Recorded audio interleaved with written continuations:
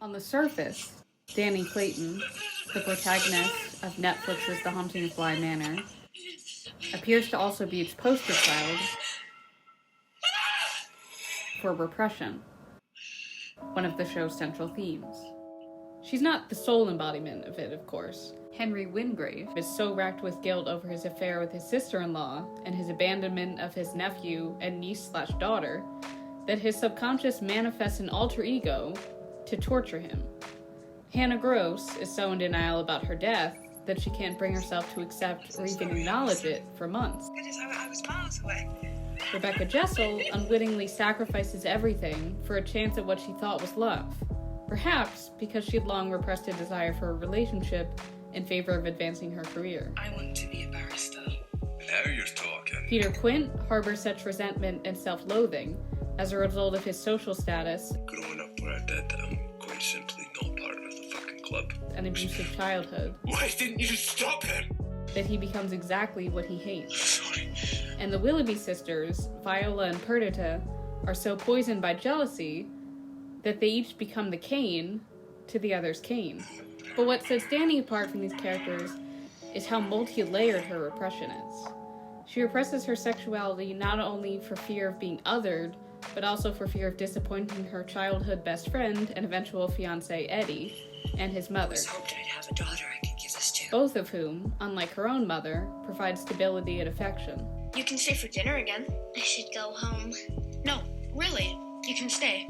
My mom says you can stay anytime. Playing a role takes its toll, though. She becomes chronically anxious and programmed to repress everything about herself to please others. I thought I wanted it. I wanted to want it. And then when she finally does stand up for herself, her anxiety and guilt actually worsen exponentially, so her repression also goes into overdrive to try to keep them in check. Though Dani arrives at Bly Manor in the hopes of getting a fresh start, she still remains unwilling to confront her underlying traumas, until she has a concrete reason to want a fresh start. Dani is immediately drawn to Jamie, not only because of her attraction to Jamie, but also because of how Jamie makes her feel about herself. You're doing great. Thank you. Her first real interaction with Jamie occurs in the midst of a panic attack. You're alright. Dani is embarrassed at first, but then surprised to realize that Jamie isn't judging her. Oh yeah.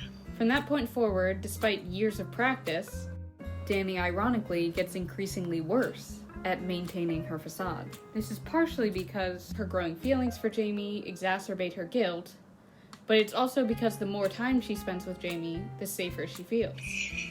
Okay. Jamie is the first person who's ever cared about her, not some idea of her.